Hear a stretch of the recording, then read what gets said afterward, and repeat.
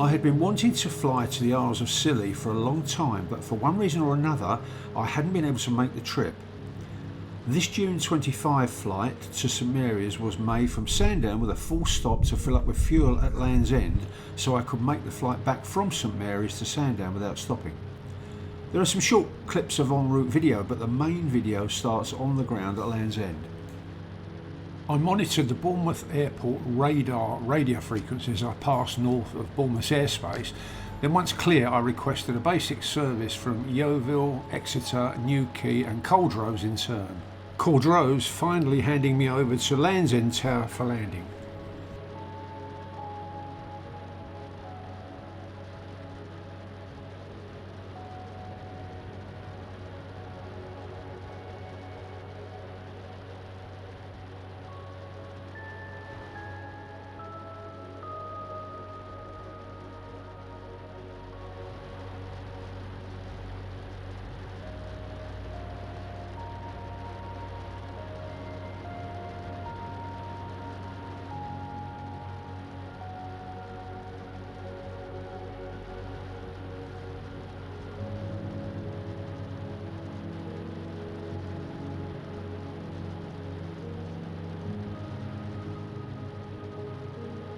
Land's End Tower, this is Golf November Juliet Sierra Papa.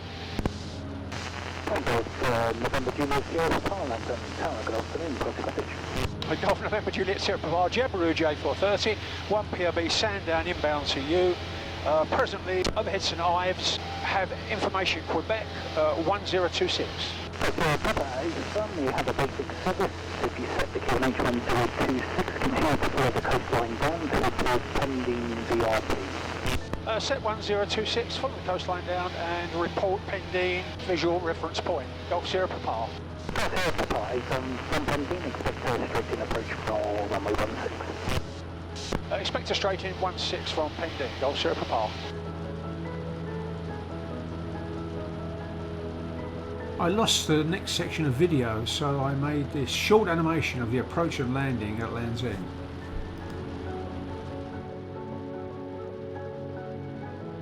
Golf Sierra Papa, pending lighthouse. Golf Sierra Papa, roger, make a straight in approach for runway 16, report 2 mile final. Report 2 mile final for 16, Golf Sierra Papa. Sierra Papa just under 2 miles for 16. Golf Sierra Papa, roger, runway 16. 210 at 5 knots, it's come round a little bit, runway 16, clear up. Sierra Papa, clear to land. When I telephoned to check they had fuel at Land's End, I was briefed on the self-service method of refuelling, which was possibly designed to accommodate the fixed-wing Skybus service that flies to St Mary's Monday to Saturday all year round. In August there are 10 flights a day making a 20-minute flight to St Mary's, starting at just after 8 AM with the last outbound flight just after 5 PM. The apron was well organised with painted green walkways connecting the parking bays to the terminal. These were designed to keep passengers moving to or from the terminal to an aircraft from wandering around the apron.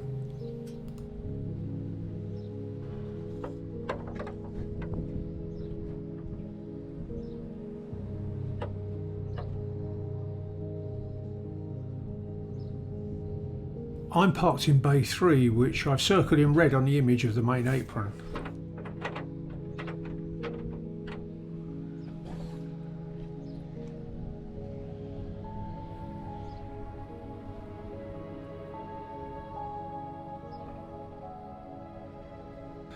I took the inset photograph in 2004 during my first visit to Land's End, before any hard runways were installed.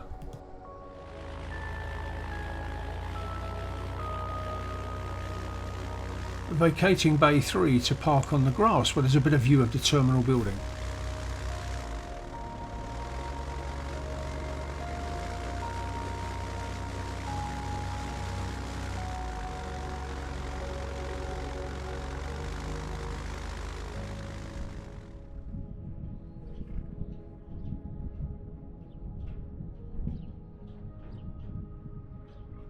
The passengers are all on board the Islander directly in front. The ground crew remove the chocks and check all round to ensure no obstructions, and away they go. The green painted walkway leading to the terminal can be clearly seen beneath the starboard wing.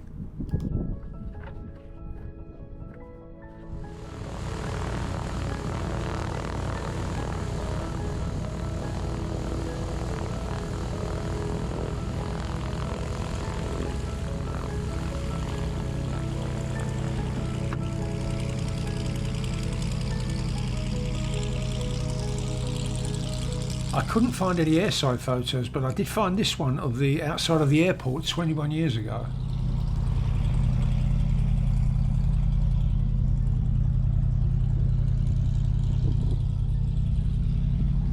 The remaining aircraft is loaded with freight rather than passengers.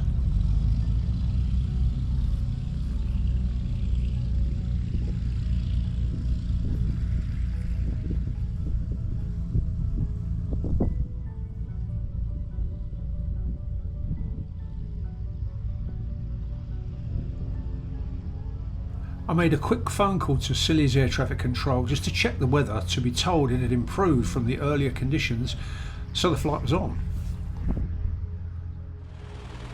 I was given clearance to take off on runway 25, and coincidentally the runway heading of 250 degrees is the rough track required for the Scillies. I was held to allow for the aircraft to land and backtrack on runway 34. You can see on the left of the video.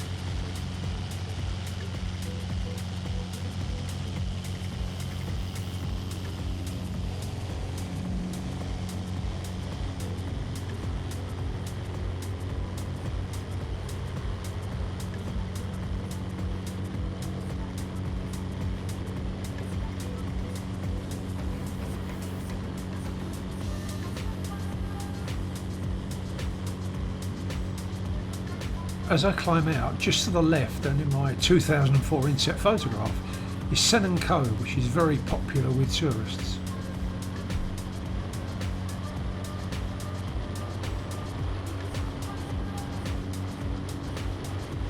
The lighthouse circled and seen to the left of the aircraft is a Longship's lighthouse and is a replacement for an earlier lighthouse.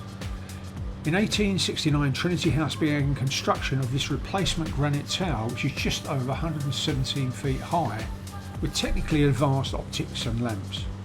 Like most lighthouses, now it's unmanned, being operated remotely by Trinity House in Harwich, Essex.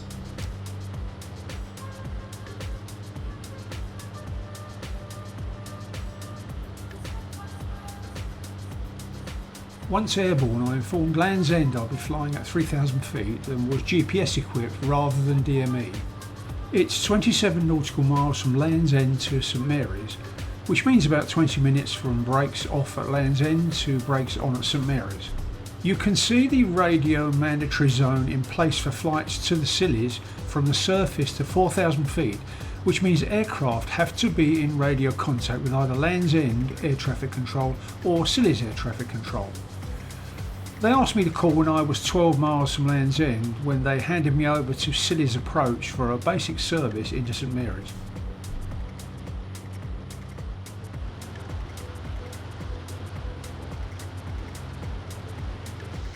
Scillies Approach, good afternoon. This is Golf November Juliet Sierra Papa. Golf November Juliet Sierra Papa, Scillies Approach, afternoon, basic service, runway 14 in use, surface wind 120 degrees, 5 knots, G-NJSP 1026. Runway 14, QNH 1026, Golf Sierra Papa. Golf Sierra Papa, report 10 miles to run to the airfield. I am approximately 10 miles. Golf Sierra Papa, Roger, report passing a beam St Martin's Head VRP. Can you expect a lift base join for runway 14? Report to beam St Martin's Head and expect a left base for 14, Golf Sierra Papa.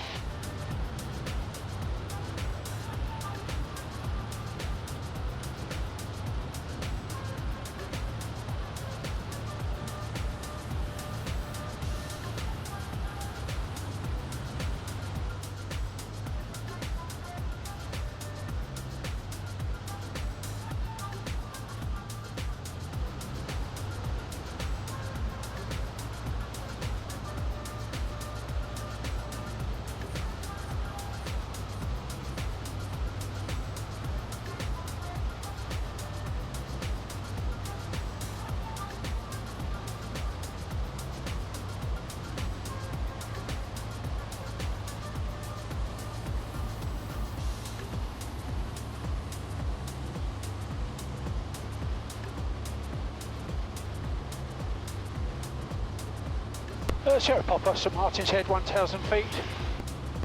Sierra Papa, join left base runway 14, report final, number 1. Left base 14, report final number 1, Golf Sierra Papa.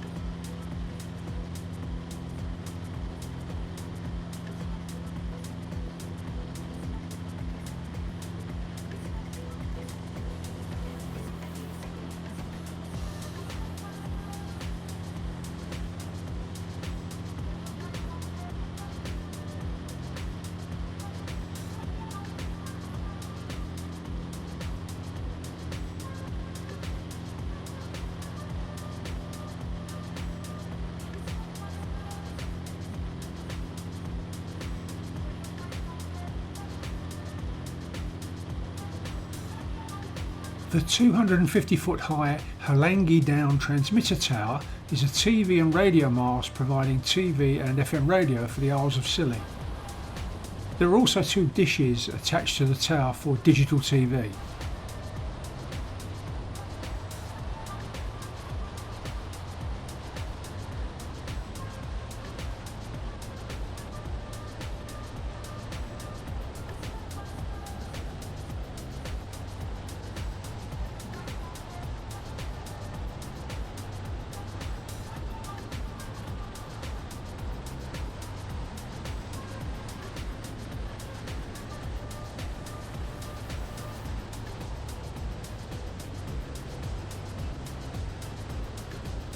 Sierra Papa, final 14. Sierra Papa, runway 14, surface wind 110 degrees, 5 knots, clear to land. Little as Sierra Papa.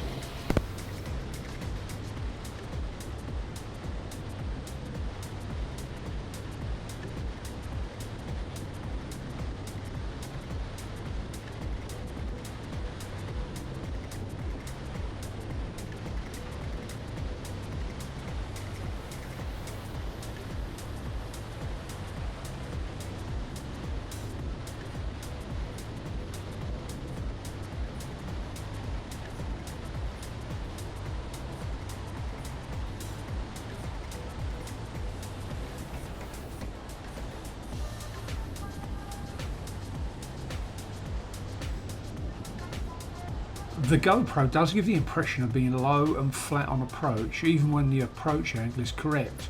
But I must confess, this approach was a little flatter and lower than I would normally fly a landing. Probably due to not being familiar with the airfield. Maybe I should have taken more notice of the PAPI approach lighting.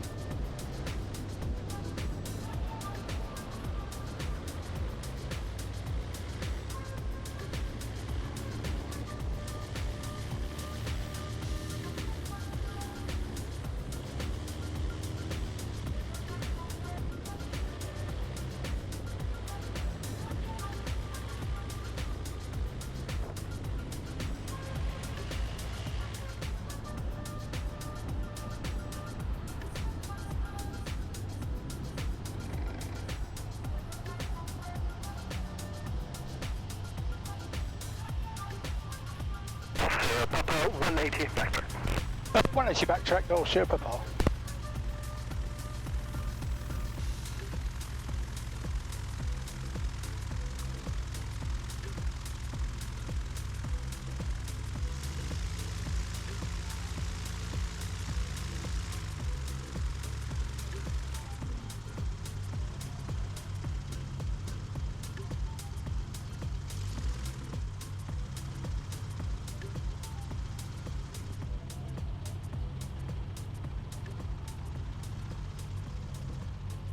Vacate right onto the grass now, park on the fence line with the other aircraft.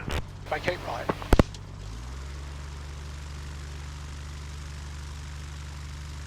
Also, Papa, once you shut down, exit for the gate in the eastern boundary, do not cross the airfield. Wilco, do not cross the airfield, Golf Sierra Papa.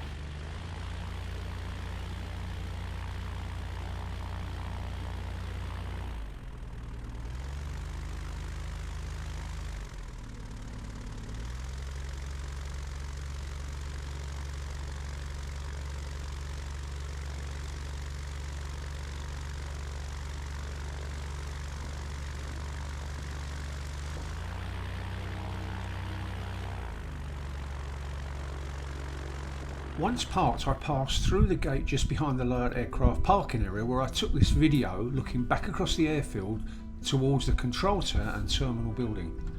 I believe the eastern side of the airfield is where the original control tower and associated buildings were situated, beyond what looks like the 3 hangars seen in the video. Maybe someone can confirm this.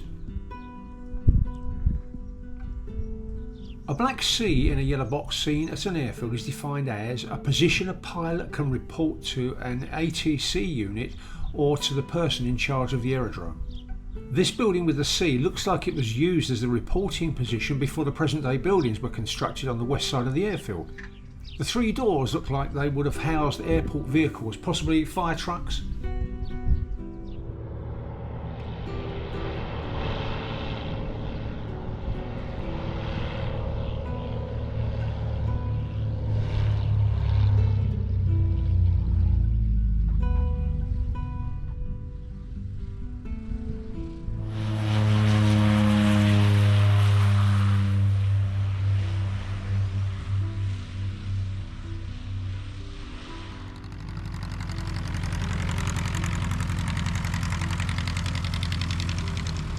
This aircraft taxiing is a 1946 built Aronca, which I believe is group operated, and I've seen it at other airfields over the years.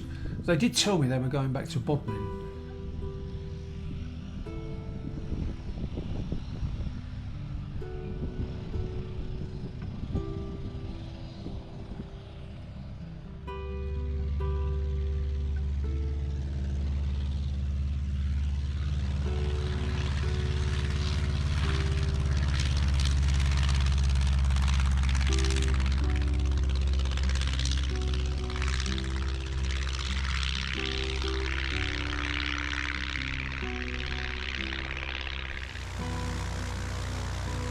After being given permission to start up, the air traffic controller offered me a right turnout to give me a good view of the islands on my way back to the mainland.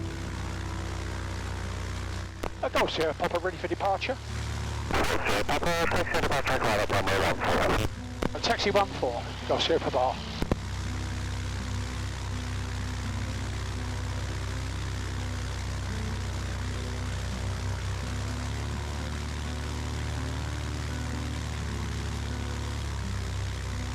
As I taxi towards the runway, you can see the de Havilland Twin Otter parked on the main apron outside the terminal.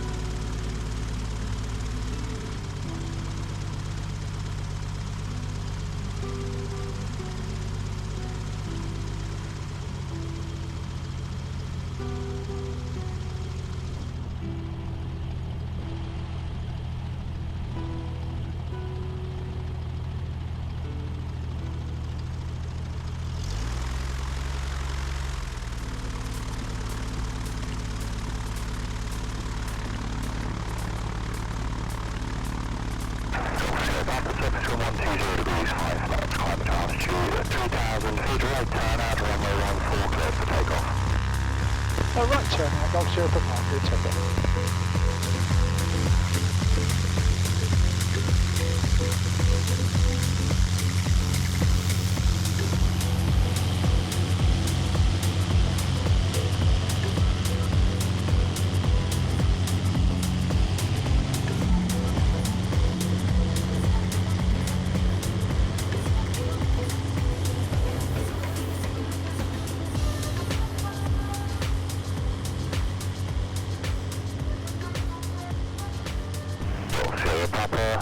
Basic service, report reaching altitude 3,000 feet and report setting course for the mainland. Report setting course to the mainland and report reaching 3,000 feet. Basic service, Golf Sierra Papa.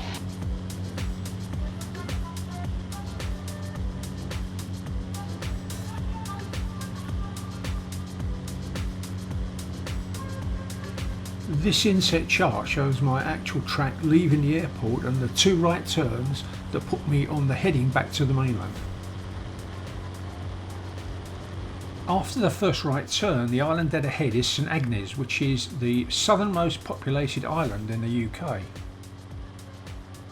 I realised when I was editing this video, if I'd flown straight ahead at this point, I could have videoed the famous Bishop Rock Lighthouse. It's only just over 4 miles off St Agnes.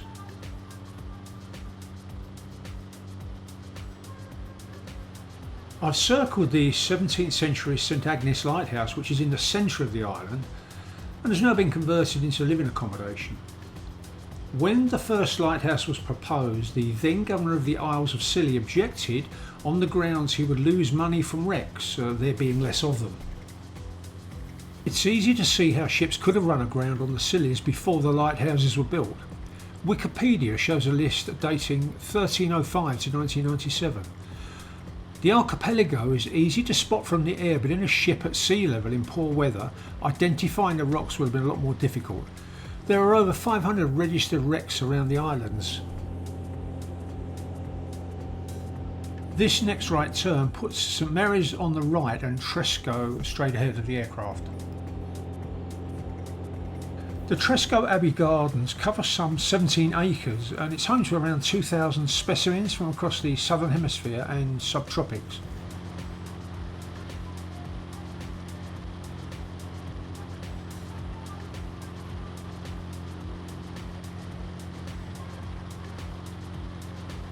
The heliport on Tresco accommodates the scheduled service from Penzance and private helicopters by arrangement. You can see it just down to the right of the aircraft.